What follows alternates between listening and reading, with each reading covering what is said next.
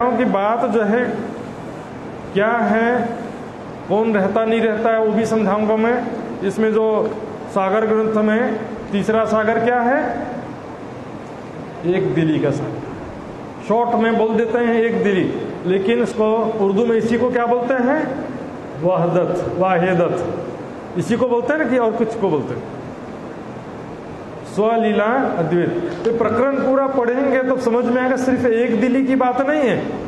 वाहिदत कहिए इनको, एक इश्क तन मन। देखिए सब चौपाई से देखिए, इन सबन की एक अकल, एक दिल, एक चित्त, एक इश्क, इनों का सहने का अमित। और भी बहुत सारी चीजें, एक तन, एक मन, एक दिल, एक चित्त, एक आत्म, स्वलीला अद्वैत। ये परिभाषा किसकी है, वाहिदत की परिभाषा है। और मार्फत की भी यही परिभाषा होगी। फिर अपने मन से कैसे घटाते जाते हैं देखिए। बोले वाहिदत मतलब स्वलीला अद्वैत और मार्फत मतलब अद्वैत। अरे भैया अद्वैत तो योग माया में भी है, बेहद मंडल में भी अद्वैत कहा जाता है। ये परिभाषा कहां से, अपने मन से सोच सोच के निकाल रहे। मार्फत में बोले हम तो मार्फत में हैं और मार्फत में कोई रहता ही नहीं है, तो फिर चर्चनी सीखने की क्या जरूरत है, लीलाओं का ध्यान करने की क्या जरूरत है, राज्य का भी ध्यान करने की क्या जरूरत है। मैं नहीं कह रहा हूं, ऐसे कुछ विद्वान कहते हैं कि राज्य के स्वरूप में किसी भी अंग में एक बिंदु को देखते रहो, बिंदु पॉइंट, सरसों से भी बारीक बिंदु को देखते रहो तो क्या होगा, राज्य का स्वरूप निराकार प्रतीत होने लगेगा। ये परिभाषा एक विद्वान हमारे समाज के कहते हैं। और इसी कारण बहुत सारे सुंदर साथ चर्चनी से और लीलाओं की चितौनी से वंचित हो गए। सुंदर साथ इसमें देखिए, वाहिदत की पहले परिभाषा समझ लीजिए। एक दो चौपाई बताऊंगा, मेरा समय जो है उससे 1 मिनट ज्यादा नहीं लूंगा समय। देखिए वाहिदत की परिभाषा में भी ऐसा नहीं होता है। स्वलीला अद्वैत जो वाहिदत की परिभाषा है उसमें भी ऐसा नहीं होता है कि राज्य के सिवा कोई नहीं है। उसकी परिभाषा देखिए, ज्यों जल मूल में सींचिए त्यों पहुंचे पात फल फूल। जड़ में पानी देने से डाली, फल, फूल, पत्ते सब जगह पानी पहुंच जाता है ना, ये है वाहिदत। जो बात करनी है हके पहले लेवे माहे, दिल पीछे सब में पसरे जो वाहिदत में। राज्य जो दिल में लेंगे और जिसके प्रति दिल में लेंगे उसके दिल में वो बात जाएगी। अक्षर के प्रति जो बात दिल में लिया है तो वो अक्षर के दिल में जाएगा, श्यामा जी के दिल में नहीं आएगा। श्यामा जी सखियों के प्रति जो बात लिया है कि अक्षर का खेल देखना, तो श्यामा जी के दिल में वो बात आई, सखियों के दिल में अक्षर के दिल प्रति जो बात ली वो वहां जाएगी। ये मेरा पूरे शरीर में वहदत है। हाथ, पैन, आंख, नाक, कान, मैंने इच्छा कि मेरा दायां हाथ ऊपर हो तो दायां हाथ ऊपर हो जाएगा, बायां हाथ ऊपर नहीं होगा। और मैंने इच्छा की कि बायां हाथ ऊपर हो तो बायां हाथ ऊपर होगा।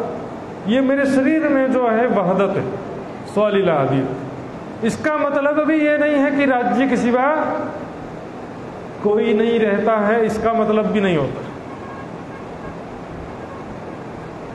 देखिए सुनो जी, समझिए मेरी बात। लीलाओं में एक फैमिली है, माता पिता पुत्र पुत्री, ये समझो कि एक वाहिदत है। बच्चे को क्या बोलेंगे, मेरे ही अंग है, मेरे शरीर से ही निकला, मेरा ही अंग है, मेरा ही अंश, मेरा ही रूप है। ऐसा मतलब ये नहीं कि राज्य टोटली राज्य के सिवा कोई नहीं, ऐसा नहीं होता है। ये तो ऐसा पॉसिबल है, बताओ, एक राज्य खेल दिखा रहे हैं और एक राज्य फरामोशी में खेल देख रहे हैं। प्रैक्टिकली विचार करिए ना। वाहिदत का मतलब क्या है, जड़ का भी अस्तित्व है, डाली का भी अस्तित्व है, फल का भी अस्तित्व है, फूल का भी अस्तित्व है, पत्ते का भी अस्तित्व है। जड़ के सिवा कुछ नहीं है, ऐसा नहीं है। सागर ग्रंथ में जो तीसरा वहदत का सागर है उसमें भी यह उदाहरण दिया है, और 7वां जो निस्बत का सागर है उसमें भी यही उदाहरण दिया है। जो जड़ मूल में सींचिए त्यों पहुंचे फल फूल पात। मार्फत के विषय में भी 2-4 जगह से चौपाई देखेंगे। ये एक चौपाई तो यहां पर आ गया, खिलवत कर साथ हक, राज्य के साथ में एकांत लीला विहार करो। खिलवत का मतलब क्या है? जहां आशिक माशूक की लीला स्थली, उसको तो खिलवत कहते हैं ना, कि राज्य के सिवा कोई नहीं रहता उसको खिलवत कहते हो। तो बता दो भाई, जहां पर आशिक माशूक की लीला स्थली है, अपने हृदय में राज्य समाजी और मेरी अपनी भी शोभा और लीलाओं का जो सारा शोभा है वो बस जाए तो दिल खिलवत हो गया। और सिर्फ राज्य के सिवा कोई नहीं रहा, इसका तो कोई परिभाषा खिलवत ऐसा कहीं कहा है नहीं। खिलवत भी नहीं कहते, वाहिदत भी नहीं कहते, मार्फत तो कहते ही नहीं। राज्य के साथ प्रेम भरी लीलाएं करना, यह है मोमिनों की मार्फत। फिर से रिपीट करिए, मोमिनों की शरीयत क्या है? राज्य की शोभा दिल में बसाना। मोमिनों की हकीकत क्या है? राज्य से प्रेम भरी बातें करना। और मोमिनों की मार्फत क्या है? राज्य के साथ प्रेममयी लीलाएं करना। एक ही चौपाई में तीनों कह दिया है। जो माशूक सेजना आइया, देखिया सुनिया ना कही बात, कछु सुख न लियो इनंग को ताई निर्फल गई। जो माशूक सेजना आइया, ये मोमिनों की शरीयत है। देखिया सुनिया ना कही बात, प्रेम भरी बातें ही नहीं किया, ये मोमिनों की हकीकत। कछु सुख ना लियो इन अंग को ताई निर्फल गई। जो रात प्रेम में लीला ही नहीं किया। बोले भी दर्शन तो जी सृष्टि भी करेगी, तो क्या वो अंतर रहा हमारे उनके सौभाग्यों में? तो क्यों कहिए ताले मोमिन जाको लिखिया दिलंदी नूर। हाँ, प्रजा भी राजा का दर्शन कर रही है, रानी को भी कभी कभी राजा का दर्शन हो जा रहा है, तो रानी और प्रजा में क्या अंतर रहेगा? प्रेम में लीलाएं करना ये मोमिनों की मार्फत है। आइए दो चार चौपाई और देखते हैं। अर्श की खिलवत में हक की वाहिदत, बैठ के जो बातें करी सो कहाँ गई मार्फत। अर्श की खिलवत, परम धाम की जो खिलवत है, जहाँ पर आशिक माशूक उसके सिवा कोई नहीं, राज्य सामाजिक सखियाँ आशिक माशूक हैं, वहाँ पर हक की वहदत। वहदत क्या है? वहाँ पर स्वलीला अद्वैत सभी के तन मन दिल चित एक हैं। बैठ के, इसका मतलब मैंने बताया, वहदत का मतलब भी ये नहीं होता है कि जड़ के सिवा कोई है ही नहीं, ऐसा नहीं होता। राज्य के सिवा कोई है ही नहीं, ऐसा अर्थ वहाँ पर भी नहीं होता है। बैठ के जो बातें करी, वहां पर जो प्रेम वार्तालाप हुआ, प्रेम भरी बातें हुई, इश्क रबत की जो लीला हुई, सो कहाँ गई मार्फत, वो कहाँ गया? मतलब उस बात को क्यों भूल गए? वहां तुमने क्या बातें किया था, क्या वादा किया था? अब नीचे की चौपाई से भी स्पष्ट है, इसलिए मैं प्रकरण खोला हूं यहाँ पर, क्योंकि एक चौपाई का कोई अर्थ इधर उधर कर सकता, लेकिन आगे पीछे की जब चार चौपाइयां पढ़ेंगे तब इसका फाइनल डिसीजन हो जाता है। हक्के कैया रूहन को जिन तुम जाओ भूल, इश्क ईमान लाइयो मैं भेजूंगा रसूल। उतरते अरवहों सो कहिया लस्तो बेरब को, मैं लिखूंगा मुझे सो जिन बोलो तुम। साहित्य के सबको जेती अरसरवाहें, आप भी हुए साहित्य अपनी आप जुबाएं। मैं भेजी हूँ अपनी सारी जो बातें हुई वही सारा लिखा हुआ है सुंदर साज। बैठ के जो बातें करी सो कहाँ गई मार्फत। अब एक चौपाई दो चौपाई और आता है। मार्फत देवे इश्क, इसके होए दीदार। मार्फत का ज्ञान हमारे हृदय में इश्क उत्पन्न करता है। मार्फत का ज्ञान, राज्य के सिवा कोई नहीं रहता या राज्य भी नहीं रहते, ये ज्ञान क्या खाक इश्क उत्पन्न करेगा भाई? प्रेममयी लीलाओं का ज्ञान प्रेम उत्पन्न करता है। कैसे राज्य पल पल हमको प्यार करते हैं।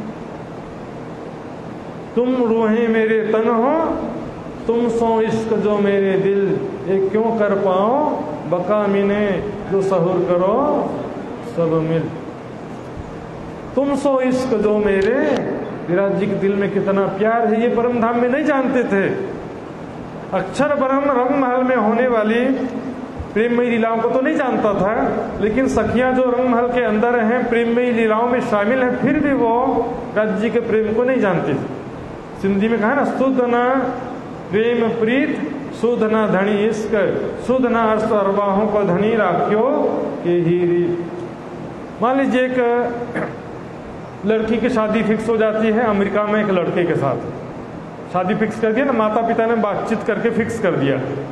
अब लड़की को बताते हैं कि बेटी तेरी शादी पक्की हो गई। कहाँ पर? अमेरिका में। लड़की बोले कि ना कैसा दिखता है लड़का, क्या नाम है, हाँ? कैसा उसका परिवार है? बोले बहुत अच्छा लड़का है, गाड़ी है, बंगला है, स्विमिंग पूल है, नौकर चाकर, पैसे का धनवान है। प्यार आ जाएगा बताओ इतने से? पैसे से कभी प्यार होता है? वो तो बोले कि इसका नाम क्या है, फोटो दिखाओ कैसा दिखता है। बोले फोटो भी बोल दिया है, मेल करने वाले, व्हाट्सएप में भेजने वाले हैं फोटो। तब तक बेचैनी कि पता नहीं कैसा दिखता होगा करके। नाम बता दिए, क्या नाम है? राज।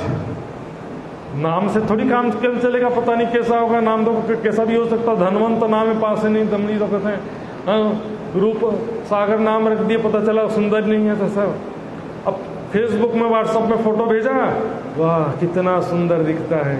अब क्या होगा? प्रेम की शुरुआत होगी, अभी भी पूर्ण प्रेम नहीं होगा।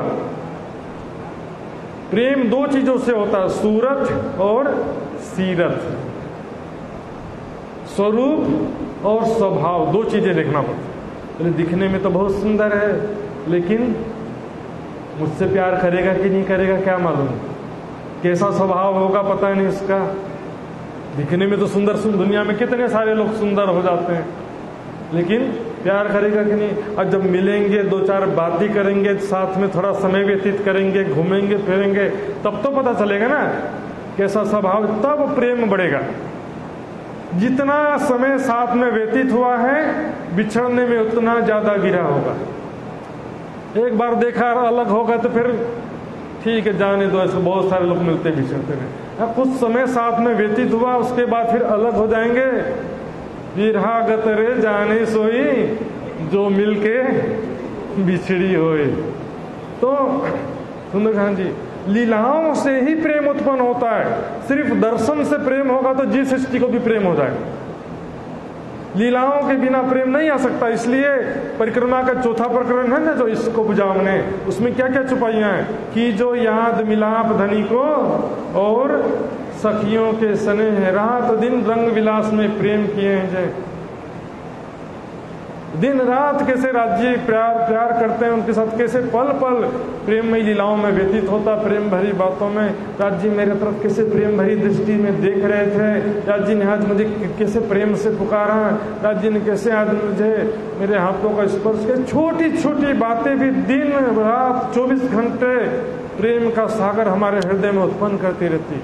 यही नजर अंगना अंग में शुभ रहते निष्दिन। अब प्रेम में जो डूबने की बात है, जरा कह लो तो प्रेम में डूब के खो जाओ, अपने आप को भी भूल जाओ, राज्य भी भूल जाओ, कुछ नहीं रहेगा ऐसा। ये भी बात देखी वाणी के हिसाब से। एक रस होइए इश्क सो, चले प्रेम रस पूर, फेर फेर प्याले लेते हैं श्याम श्यामा जैसे। अब इस चुपाई में भी कहाँ लिखा है भाई कि राज्य के सिवा कोई नहीं रहता। एक रस हो ये इश्क सो, चले प्रेम रस फेर फेर प्याले लेते हैं श्याम श्यामा जो। देखिए मालूम में एक अंग को देखने लगी थी वही गलतान। इसकी व्याख्या समझिए। राज्य के मालूम में वक्ष स्थल पर स्थित 5 हारों की शोभा को ध्यान से दिख रहे हैं, कितना सुंदर राज्य के वक्ष स्थल पर हार कितने सुंदर दिख रहे हैं। एक तो वक्ष स्थल एकदम सुंदर किशोर अवस्था का कोमल वक्ष स्थल है, और उसके ऊपर जगमगाते हुए 5 हार कितने सुंदर दिख रहे हैं। एक सखी आत्म राज्य के हारों को ध्यान से एकटक देखे जा रही है। यहाँ पर भी निराकार नहीं होता है। आकाश को देख के खो जाएंगे तो निराकार अवस्था रहेगी। बेहोश हुए ना छोड़े कदम, जाके ऐसा लगने से। देखिए उसमें भी आभूषण को एक टक देख रहे हैं, लेकिन राज्य में मान लो थोड़ा मूवमेंट हो गया, राज्य थोड़ा हिले। हमारा नजर तो यहाँ था, लेकिन वो व्यक्ति हिल के यहाँ आ गया तो फिर क्या करेंगे। हमारा तो एक टक था, लेकिन वो व्यक्ति ही हिल गया, राज्य मूवमेंट हो गया। तो आंखों के सामने क्या आ गया, बाजूबंद के 5 रंग के फुम्मक आ गए। ओह ये फुम्मक कितना सुंदर दिख रहा है, उस पर देखने लगे। फिर राज्य ने पुकारा मुझे, ए प्यारी सखी क्या देख रही है।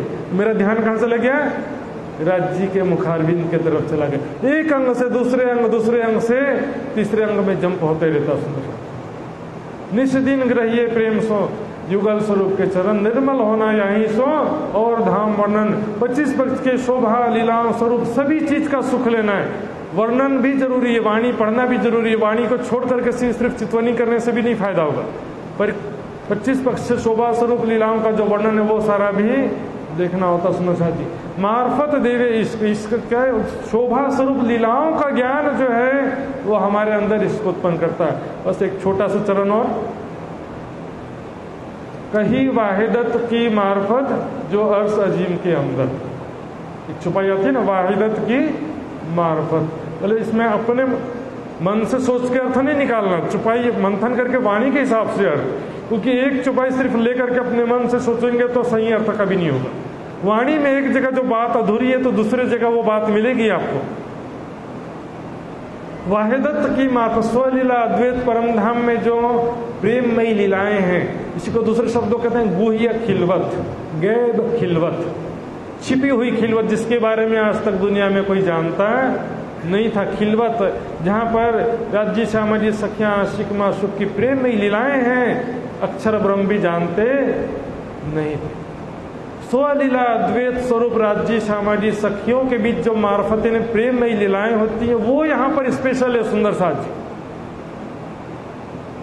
सूफी संतों की परिभाषा यहाँ क्यों घुसा रहे हो? सूफी संत का सिद्धांत क्या है? अनल हक। अनल हक का मतलब क्या होता है? अहम ब्रह्मास्मि, खुदा का स्वरूप मानते ही नहीं है उन लोग, तो फिर कहां से उसका चिंतन करेंगे?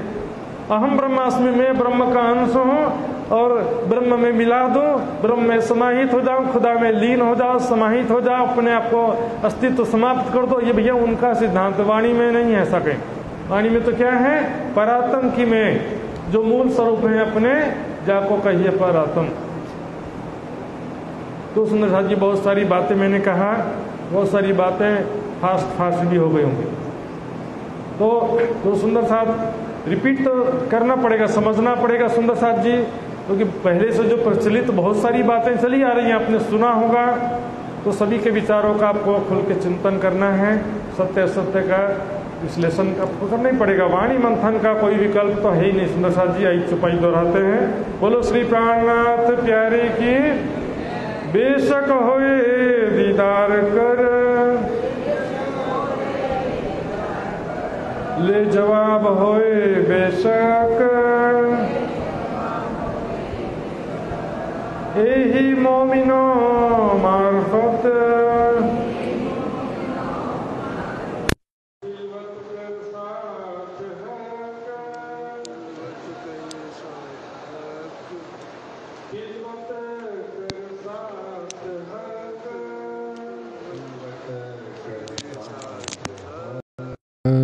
बोलो श्री प्राणनाथ प्यारे की जय, राम के धनी की जय, सर्व सुंदर साथ की प्रणाम। सुंदर जब उन्होंने कहा कि मैं डरती हूँ उन अगुओं से जो, पूरा तो कीजिए, मैं डरती हूँ उन अगुओं से जो गुमराह करसी मेरी उम्मत, तो वही हल भी देते हैं। जैसे आज जिन्होंने ध्यान से ये चर्चा सुनी होगी, पता चला होगा कि चाहे हमें कोई कहे, चाहे हमें कोई सुनाए, चाहे कहे कुछ भी कहे, लेकिन बानी क्या कहती है, यह बात पूज्य सुशांत जी ने शरीयत, तरीकत, हकीकत, मारिफत, रूहों की क्या है वह समझाते हुए आज क्लियर किया है।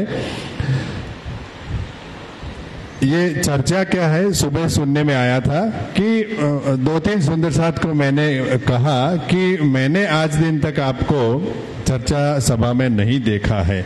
उन्होंने यह कहा कि दरअसल ये बात होती है कि जो भी चर्चा, क्योंकि काफी समय से सरकार श्री के समय से शिविरों में आते रहते हैं, तो जो बातें सुनी हुई है वही तो सुन रहे हैं, इसलिए मन नहीं कर रहा है। देखिए सुंदर साथ जी, ऐसा नहीं होता है। हम ये सोच लेते हैं, एग्जाम्पल एक देता हूं कि जो हमारी परीक्षा होती है, जब पढ़ाई करते हैं, मानो कि 100 मार्क्स का एक क्वेश्चन पेपर आता है, 100 है, उसमें से हमें 100 लाने होते हैं। ठीक है, 100 में से 100 मार्क्स हमें लाने होते हैं, तो वो जो पेपर होता है उसका ब्लूप्रिंट कैसा होता है? ब्लूप्रिंट जो पेपर निकालने का एक नियम है, तो जो पेपर निकालने वाला होता है वो ब्लूप्रिंट देखता है कि भाई कैसे कैसे क्वेश्चन हमें देने हैं।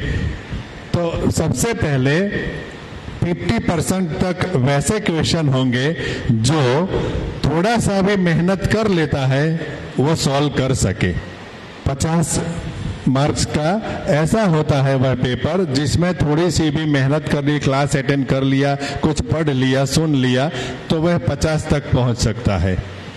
आगे 70 तक पहुंचने के लिए उससे भी आगे कुछ थोड़ा मेहनत जिसने किया है, सोचा है, समझा है, वैसे क्वेश्चन रखे जाते हैं। जो कुछ ज्यादा मेहनत करके आते हैं वही सॉल्व कर पाते हैं, तो 70 तक पहुंचते हैं।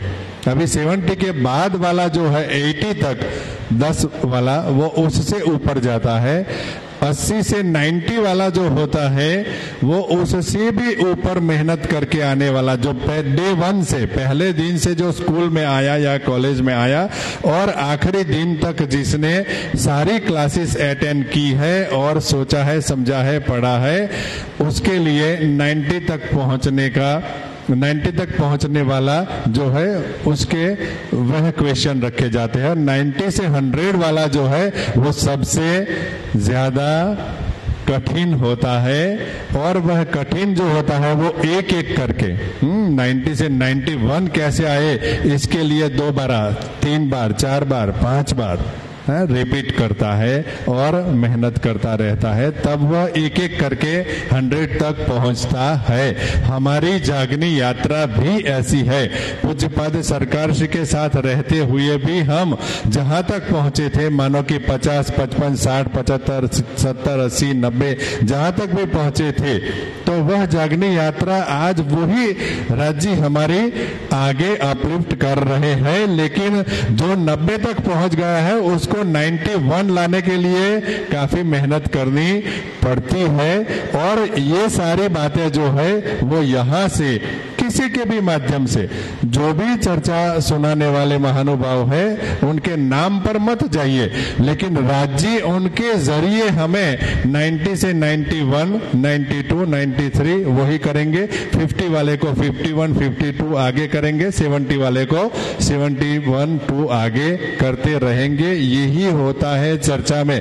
इस बात को अगर आप ध्यान में रखते हुए चर्चा में बैठेंगे तो आप खुद ही समझ सकेंगे कि मैं कहां पर था या थी और आज मुझे कहां पर कितना आगे पहुंचाया गया है। हो सकता है कोई ऐसी भी चर्चा आ जाए जहां पर आप थे वहां ही रह जाए, ना भी मिले, क्योंकि ये तो एग्जाम है।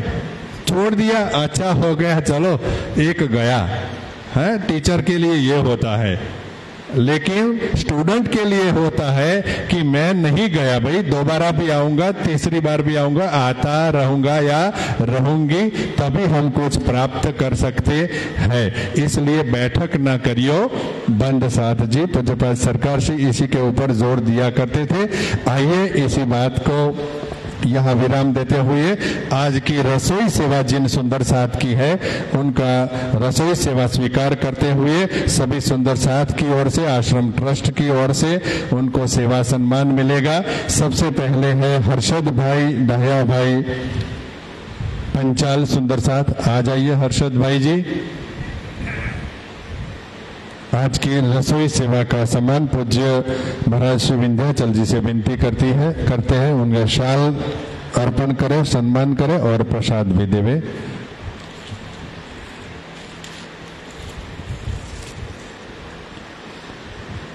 उनके बाद में भावना बहन जैन तैयार रहेगी। बोलिए श्री प्राणनाथ प्यारे की। आइए, भावना बहन जैन भी आज की रसोई सेवा की सहयोगी है।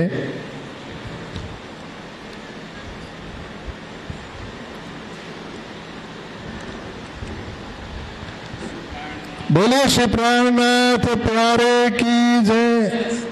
मैं सुशांत जी को आमंत्रित करता हूं। आइए तीसरे जो सेवा सहयोगी है आदरणीय श्री पंकज भाई गोविंद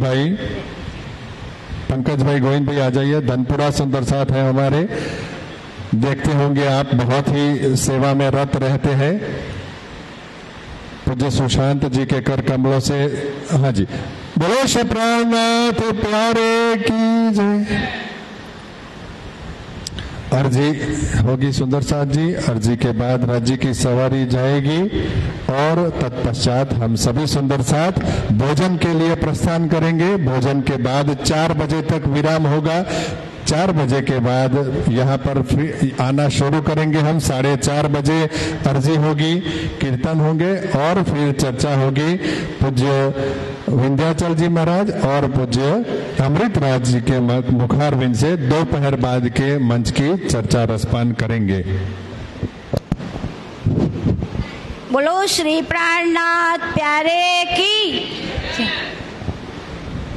पिया जी तुम हो तैसी की जियो में अर्ज करूं मेरे पियू जी। हम जैसी तुम जिन करो मेरा तलप तलप जाए जीव रात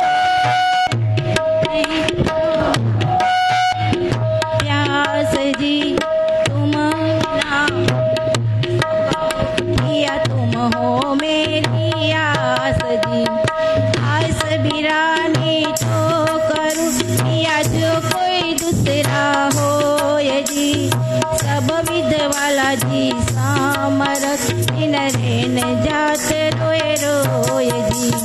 जन्म अंधी जो मैं हुई पिया सो क्यों देखूं निके कर जी। जब तुम आप दिखाओगे तब देखूंगी नैनन भर जी।